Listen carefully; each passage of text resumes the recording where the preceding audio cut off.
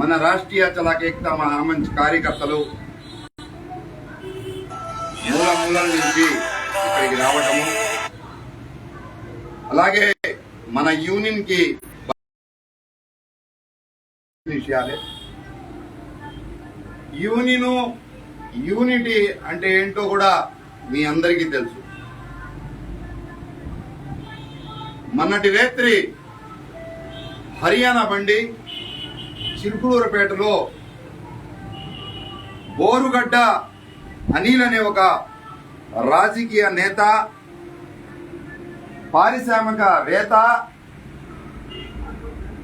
కొన్ని వందల కోట్లకి అధిపతి, అనేక రకాల మాజీ ముఖ్యమంత్రులకు, రాజకీయ పార్టీ ప్రెసిడెంట్లకి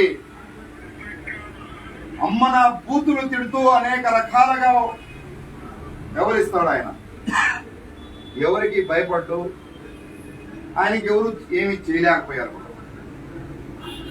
అలాంటిది మన యూనియన్ ఒక డ్రైవర్ హర్యానా నుంచి వచ్చి విజయవాడ అన్లోడ్ చేసి, విజయవాడ నుంచి చెన్నై అన్లోడింగ్కి వెళ్తుండగా చిలుకూరుపేట సిగ్నల్ దగ్గర ఆగుంటే ఆ బండి వచ్చి తగంటము, ఈత పడటము. అది బహుశా మన డ్రైవర్ తప్ప, డ్రైవింగ్ చేస్తున్న బోరుగడ్డ అనిల్ గారి తప్ప అనేది పక్కన పెడితే, చట్టాన్ని తన చేతిలో తీసుకొని మన డ్రైవర్ ని తీసుకెళ్లి వారి ఆఫీసులో బంధించటము. నరేంద్ర మోడీ చెప్పినా వదలను, నేను 7 రాష్ట్రాలకి ఏదో రాజకీయ పార్టీకి పెద్ద ఇన్ఛార్జినో సంథింగ్ ఆయన సెక్రటరీనో అని చెప్పాడు. అలాగే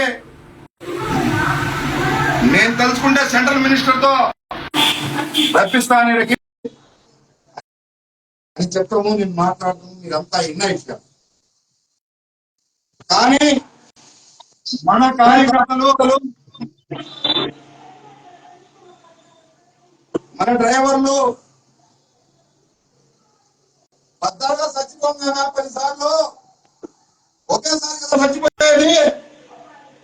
మన డ్రైవర్ ఎత్తుకెళ్ళాడు, మనం ఏదో సంఖ్యలోకి వెళ్ళి వాడి ఆఫీస్ పైకి వెళ్దాము అంటే వాడు వీడు అనకూడదు, మనం బూతులు మాట్లాడకూడదు, మనం వారికి గౌరవించాలా.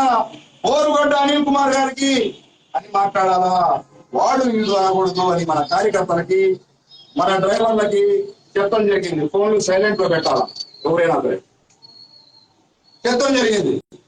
అలాగే దేశ మూల మూల నుంచి మన కార్యకర్తలు వేల సంఖ్యలో వారి ఆఫీస్ పైకి వెళ్దాము, మన డ్రైవర్ ని వారి గేట్లు బద్దలు కొట్టి, వారి గోడలు బద్దలు కొట్టి బయటికి తెచ్చుకుందాము అని అంటం జరిగింది. అయితే యాజే రాష్ట్రీయ చలాకేక్తా మహామంచ్ చైర్మన్ గా ఒక డ్రైవర్ యూనియన్ కి బాధ్యత కలిగిన వ్యక్తిగా మీ అందరి అంగీకారంతో మనం చట్టాన్ని చేతిలో తీసుకోకూడదు. మనకి అడ్మినిస్ట్రేషన్ ఒకటి ఉంది, డాక్టర్ భీమ్రావ్ అంబేద్కర్ గారు రాసిన రాజ్యాంగం ఉంటుంది. దాన్ని ఉపయోగించి దాని పరిధిలో మనం పనిచేయాలని పల్నాడు జిల్లా ఎస్పీ గారితో మాట్లాడటం జరిగింది, గుంటూరు జిల్లా ఎస్పీ గారితో మాట్లాడటం జరిగింది. గుంటూరు జిల్లా ఎస్పీ గారు వెంటనే డిఎస్పీ గారికి చెప్పడం జరిగింది. నేను డిఎస్పీ గారికి వెళ్ళగానే నా ముందే అరండాల్పేట పోలీస్ స్టేషన్ సిఏ గారికి ఫోన్ చేసి నిమిషాల్లో ఆ డ్రైవర్ ని తీసుకురావాలా, నిజమైన విచారణ చేయండి అని ఆదేశించడం జరిగింది. వెంటనే మనం ఎలాగ ముందే ఎస్ఐని అక్కడికి పంపించము, వాళ్ళ జీతం వాళ్ళకి వాళ్ళని తీసుకొచ్చి పోలీస్ స్టేషన్ లో మన డ్రైవర్ ని సబ్మిట్ చేయడము. మళ్ళా మన డ్రైవర్లు కొన్ని వేల సంఖ్యలో బోరుగడ్డ అనిల్ అయితే ఆయనకి 2 గుండెకాయలు ఉంటాయా, బోరుగడ్డ అనిల్ అయితే ఆయనకి 10 ప్రాణాలు ఉంటాయా? అతను ఆఫీస్ మీద వెళ్దాం సార్, గోడలు బద్దలు కొట్టి మన డ్రైవర్ ని తెచ్చుకున్నాము అంటే అది తప్పు. మనము చట్టాన్ని మన చేతిలో తీసుకోకూడదు. అలాంటి సమయము మనకి ఇండియన్ అడ్మినిస్ట్రేషన్ మీద నమ్మకం ఉంది, మనకి ఐఏఎస్ ఐపీఎస్ మీద నమ్మకం ఉంది, మనకి కోర్టుల మీద నమ్మకం ఉంది కాబట్టి చట్టాన్ని మన చేతిలో తీసుకోకుండా చట్టరీత్యా చర్యలు తీసుకునేటట్టు ఉండాలని చెప్పేసి మనం చేయడం జరిగింది. అలాగే గుంటూరు జిల్లా ఎస్పీ గారు కావచ్చు, డిఎస్పీ గారు కావచ్చు, అరండల్పేట పోలీస్ స్టేషన్ సిఏ గారు కావచ్చు, సార్ మీరు కంప్లైంట్ ఇచ్చి ఎఫ్ఐఆర్ చెప్పారంటే ఇప్పటికైనా మీరు చిలుకూరుపేట పోలీస్ స్టేషన్ లో కంప్లైంట్ ఇవ్వండి, తప్పకుండా అతను రిమాండ్కి వెళ్తాడు అని ఆ విధమైన సహాయ సహకారాలు ఉంటుంది. అప్పుడు మన తోటి డ్రైవర్ ఎవరికైతే బంధించున్నారో అతను అడగడం జరిగింది. అతను హర్యానా డ్రైవరు, అలాగే వాళ్ళ ఓనరు వాళ్ళతో మాట్లాడటం జరిగింది. దూరాభారం నుంచి కేసు చేయాలంటే అని ఆలోచన. రెండోది, బోరుగడ్డ అనిల్ గారు తప్పు తెలుసుకొని వారు మన బండి డాక్యుమెంట్, డ్రైవర్ దగ్గర తీసుకున్న driving license, Aadhaar card, ATM కార్డులు అవన్నీ వాళ్ళ ఒక అనుచరుల చేత పంపించి వారి తప్పుని తెలుసుకొని చేయడం జరిగింది. ఇది ఒక ఉదాహరణ. చట్టం ముందు ఎవరు వారి చుట్టం ఎవరు అందరూ ఒకటే అని. కానీ ఆ విధమైన యూనియన్ స్థాపించి ఆ విధమైన బలం చేకూర్చిన వ్యవస్థాపకుడు మొహమ్మద్ జాన్ షేక్ గారికి మీ అందరూ ఆశీస్సులు ఇవ్వడానికి కలిసి వచ్చినందుకు హృదయపూర్వక ధన్యవాదాలు. అలాగే మీ అందరికీ తెలిసిన విషయాలు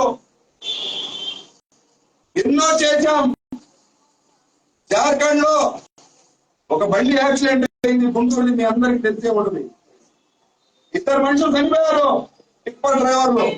వాస్తవంగా అయితే ఈ రోజున్న పరిస్థితిలో 2 నుంచి 3 లక్షల రూపాయలు ఆ ఓనర్ ఖర్చు అవుతుంది. దాదాపు నెల నుంచి 2 నెలలు కూడా పైన ఉండాల్సి వస్తుంది. లోకల్ షూటింగ్ పెట్టుకోవాల్సి వస్తుంది. అలాంటి పరిస్థితి. కానీ మన యూనియన్ ద్వారాగా మన గుంటూరు బండి అది జార్ఖండ్ లో ఆ డ్రైవర్, చనిపోయిన డ్రైవర్ కూడా మనతోటి డ్రైవరే, కానీ తను ఫుల్గా తాగి ఆ టిప్పర్ తీసుకొచ్చి మన బండి గుద్దడం జరిగింది.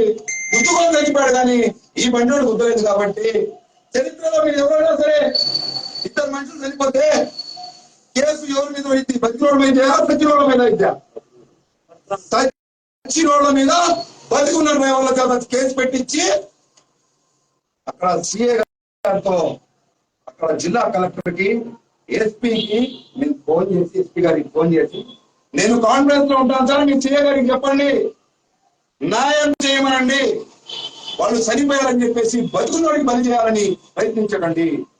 బతుకున్న వ్యక్తి బండికి తీసుకొచ్చి అతనే గుద్దాడు, ఇదంతా నిజాలు అని మొట్టమొదటిసారిగా భారతదేశంలో ఒక డ్రైవర్ డ్యూటీలో ఉండగా ఇద్దరు మనుషులు చనిపోతే తప్పు చేసిన వాళ్ళే చచ్చిపోయారు కాబట్టి సచ్చిన వాళ్ళ మీద కేసు చేసి మన డ్రైవర్ వాయిదాలు జరగకుండా చేయడం జరిగింది. అలాగే అక్కడ సీఏ గారితో మాట్లాడి కేవలము ఏదైతే క్రేన్ ఉందో ఆ క్రేన్ కి మాత్రమే ఖర్చు. 1 రూపాయి ఎవరు తీసుకోవాలా, 4,000 రూపాయలు క్రేన్ కి ఖర్చు వచ్చింది. అదే ఖర్చు ఓనర్కి. ఆ ఖర్చుతో 4 గంటల లోపు మన డ్రైవరు బండి కూడా వేరే బండి మీద ఎక్కడానికి అదే పోలీసు వాళ్ళు క్రేన్ పిలిచి సహకరించి చేయించడం జరిగింది. ఇది మీరు ఎప్పుడన్నా విన్నారో వెళ్ళేదో, ఇది నిజం, మీరంతా చూసిందే దొరుకుతుంది. ఇలాంటి అవకాశము, ఇంత బలము మనకి అయిందంటే మన యూనియన్ ఒక కాంట్రిబ్యూషన్, మన యూనియన్ ఒక కాంట్రిబ్యూషన్ బలము,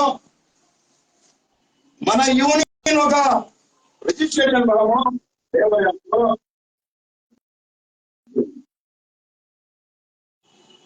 అయితే ఈ యూనియన్ కాంట్రిబ్యూషన్ కానీ ఇంతకుముందు మినిట్స్ బుక్ చూసారు,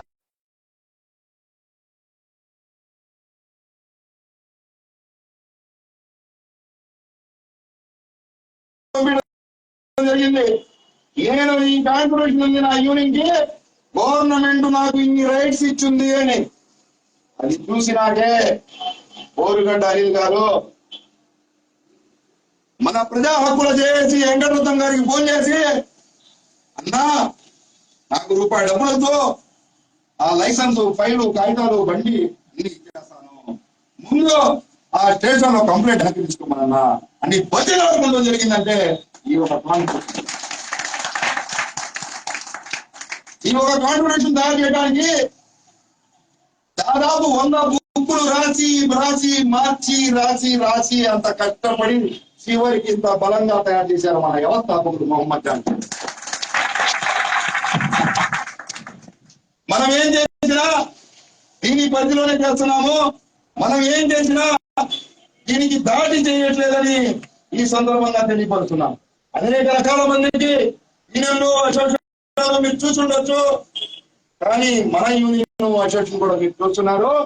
ఏదైతే మనం 100 రూపాయలు జాయినింగ్ ఫీ తీసుకున్నామో మన ఆడిట్లో చూపించాలా. ఇదిగోండి 100 రూపాయలు జాయినింగ్ ఫీ ఉందా,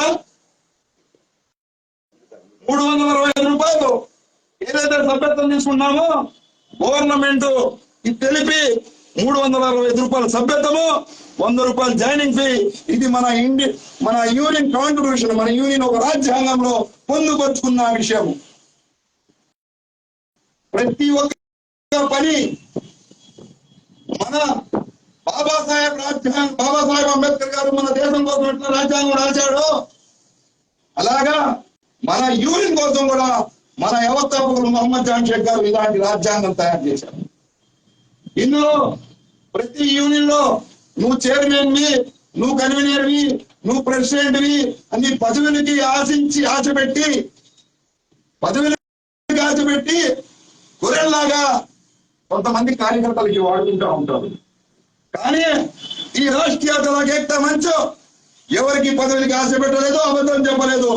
ఇదిగోండి ఇందులో చూడొచ్చు మీరు, చైర్మన్ ఉంటాడు, వర్కింగ్ ప్రెసిడెంట్ ఉంటాడు, 5 వైస్ ప్రెసిడెంట్లు ఉంటారు, జనరల్ సెక్రటరీ ఉంటాడు, డిప్యూటీ జనరల్ సెక్రటరీ ఉంటాడు, ట్రెజరర్ ఉంటారు, వైస్ ట్రెజరర్ ఉంటారు, ఆర్గనైజింగ్ సెక్రటరీ ఉంటాడు, సెక్రటరీస్ 5 మంది ఉంటారు, ప్రెస్ సెక్రటరీ ఉంటాడు, జోనల్ ఆర్గనైజింగ్ సెక్రటరీస్ ఉంటారు, స్టేట్ లెవెల్ ఆఫీస్ బ్యాలెన్స్ లో ప్రెసిడెంట్, 2 వైస్ ప్రెసిడెంట్లు, general secretary, deputy general secretary, treasurer, organising secretary, అలాగే జిల్లాలో కూడా president, vice president, secretary, treasurer, ఇవన్నీ మన యూనియన్ ఒక కాంట్రిబ్యూషన్ లో పొందుపరిచి ఇందులో ఏమైతే మేము పదవులు ఇస్తామని రాసిచ్చామో ప్రభుత్వానికి, సెంట్రల్ లేబర్ ఆఫీస్ కమిషనర్ కి ఏ బాధ్యత ఇచ్చాం కానీ ఎక్కడ కూడా పదవులకి ఆశపడేటట్టుగా కార్యకర్తలకు ఇది అది మొగ్గు చెప్పి పదవులు లేదు. అందరికి అన్ని విధాలుగా దీంట్లో ఉన్న పవర్స్, మన కాన్స్టిట్యూషన్ లో ఉన్న పవర్స్ ప్రతి కార్యకర్తకు కూడా ఇస్తున్నాము. అది రాతపూర్వకంగా ఏదైతే మన రాజ్యాంగంలో ఏ విధంగా ఉందో, మన యూనియన్ కాన్స్టిట్యూషన్ లో ఏ విధంగా ఉందో ఆ విధంగానే చేస్తున్నాము. కాబట్టి మనమంతా ఇలాంటి బోరుగడ్డ అనిల్ గారు లాంటి వాళ్ళు ఎంత వాళ్ళకి మనకి ఉద్వేగపరిచినా మనం మాత్రము చట్టాన్ని మన చేతిలో తీసుకోకుండా, వాళ్ళ పైన దాడులు చేయకుండా చట్టరీత్యా చర్యలు తీసుకోవాలని ఎవరు కూడా మన కార్యకర్తలు వారి ఆఫీస్ వద్దకు వెళ్తాం కానీ, వాళ్ళ ఆఫీస్ డిస్టర్బ్ చేయడం కానీ, వారి మీద వెళ్ళడం కానీ చేయకూడదని ఈ సందర్భంగా తెలియపరుస్తున్నాను. బోరుగడ్డ అనిల్ గారు ఈ సందర్భంగా మీకు కూడా తెలియపరుస్తున్నాను. ఈ లైవ్ మీ దాకా చేరుతుంటే మీతో మాకు శత్రుత్వం లేదు. అలా అని మా ఒక యూనియన్ సభ్యుల జోలికి వస్తే దేవుణ్ణి కూడా విడిచిపెట్టమని ఈ సందర్భంగా తెలియపరుస్తున్నాను. బోరుగడ్డ అనిల్ గారు ఇప్పుడు కూడా మీకు గౌరవపూర్వకంగానే మేము పలుకుతున్నాము. మంచితనానికి వెళ్తే మీకైనా సరే మేము ఉపయోగపడే వాళ్ళమే. మీరు తినే తిండి కాడి నుంచి, తొడిగే బట్టల కాడి నుంచి, మీరు తాగే మినరల్ వాటర్ బాటిల్ కాడి నుంచి మా డ్రైవర్లు తెస్తేనే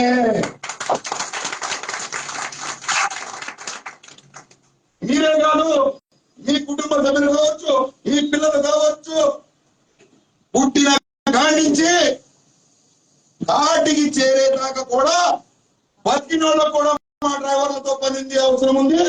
సచ్చినాకు కూడా కాటికర్తానికి కూడా మా డ్రైవర్లతో అవసరం ఉంది.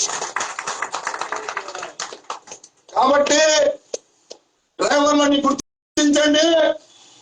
ఇన్నాళ్ళు విషయం వేరు, రాష్ట్రీయ జలగేత మహామంచు ఏర్పడ్డ తర్వాత విషయం వేరు. ఏ డ్రైవర్ పైన సరే అన్యాయం జరిగింది, అఘాయిత్యం జరిగిందంటే ప్రతి ఒక్క కార్యకర్త ఒక అర్జునుడు అవుతాడు. ప్రతి ఒక్క కార్యకర్త ఒక ఛత్రపతి శివాజీ అవుతాడని ఈ సందర్భంగా తెలియపడతాడు. కానీ మేము చట్టాన్ని దృష్టిలో పెట్టుకొని, ఇండియన్ కాన్స్టిట్యూషన్ ని దృష్టిలో పెట్టుకొని, పోరుగడ్డ అనిల్ గారు మీరెప్పుడు ఏ లైవ్ వచ్చినా కాన్స్టిట్యూషన్ చేతితో పట్టుకొని చూపిస్తా ఉంటారు. అది బాబాసాహెబ్ అంబేద్కర్ గారు రాసిన కాన్స్టిట్యూషన్. ఇది మేము రాసిన కాన్స్టిట్యూషన్. ఇది మా డ్రైవర్ల కోసం రాసుకున్న కాన్స్టిట్యూషన్. ఇది మా డ్రైవర్ల కోసం రాసుకున్న కాన్స్టిట్యూషన్. దీనికి అన్ని విధాలుగా మేము చట్టరీత్యా లీగల్ గానే ఉన్నాము. పోరుగడ్డ అనిల్ గారు ఈ సందర్భంగా ఇంకో మాట మీకు తెలియపరుస్తున్నాను. మీకు మేము ఒక సోదర భావంగానే చూసాము, కానీ ఇంకో విధంగా కాదు. మేము ఈనాటికి మీకు గౌరవిస్తున్నాం, కానీ భయపడతాం లేదని ఈ సందర్భంగా తెలియపరుస్తున్నాం.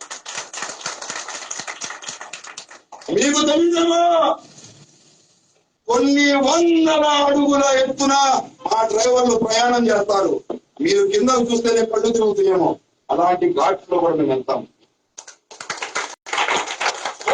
అనిల్ గారు మీకు ఇంకో సంగతి తెలియదేమో, డ్రైవర్ ఇంటికాడి నుంచి బయలుదేరేటప్పుడు మళ్ళా ఇంటికి తిరిగి వస్తాడో లేదో గ్యారంటీ లేదు. నేను 22 సంవత్సరాలు డ్రైవర్ గా చేశాను. మనిషి చచ్చిపోయేది ఒకసారి, చావడానికైనా సిద్ధమే, కానీ మా డ్రైవర్లకి ఇబ్బంది జరిగితే ఊరుకునేది లేదని సందర్భం. కాబట్టి అర్థం చేసుకొని, మా ఆవేదన, మా బాధ అర్థం చేసుకొని, డ్రైవర్ కుటుంబానికి అర్థం చేసుకొని, డ్రైవర్ల వల్ల మీరు ఏమి మేలు పొందుతున్నారో, మీరు తాగే మినరల్ వాటర్ కాడి నుంచి, మీరు తొడిగే బట్టల కాడి నుంచి, మీరు నడిపే బండి కాడి నుంచి ఒక డ్రైవర్ అవసరం మీకు కూడా ఉందని గుర్తించి, మా డ్రైవర్ సమస్యల పట్ల, మా డ్రైవర్ చట్టం కోసం, మా డ్రైవర్స్ డే ఫిబ్రవరి 6వ తేదీ నేతాజీ సుభాష్ చంద్రబోస్ గారి డ్రైవర్ చనిపోయిన రోజు అఫీషియల్ గా క్యాలెండర్ పైన ప్రకటించారు.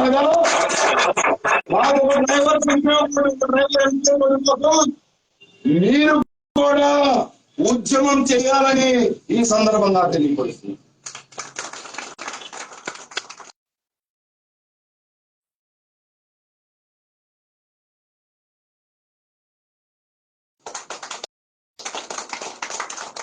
మీరు ఒక నవ్వు నవ్వుతే మేము మీ పైన చిరునవ్వులు కల్పిస్తాం.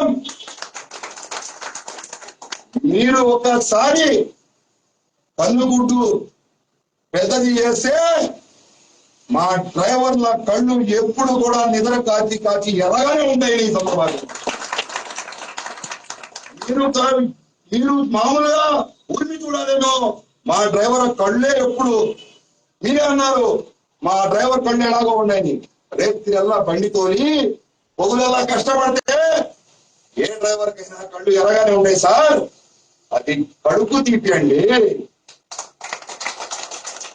కాబట్టి మా హక్కులు, మా అధికారాలు, మా గుర్తింపు కోసము నేను సైతమని మా ఉద్యమానికి మీరు కూడా సహకరించాలని ఈ సందర్భంగా తెలియపరుస్తున్నాను. ఇలాంటి ఒక యూనియన్ కి బలం చేకూర్చడానికి మూల నుంచి కదిలి వచ్చిన నా కార్యకర్తలందరికీ మరొకసారి హృదయపూర్వక ధన్యవాదాలు తెలుపుతూ ఇలాంటి యూనియన్ స్థాపించి డ్రైవర్ల కోసం ఇంత బలం చేకూర్చేటట్టుగా ఇంత ధైర్యాన్ని ఇచ్చిన మా వ్యవస్థాపకులు మొహమ్మద్ జాన్ షేక్ గారికి ఆశీస్సులు ఇస్తూ జై హింద్, జై భారత్, రాష్ట్రీయ జిందాబాద్.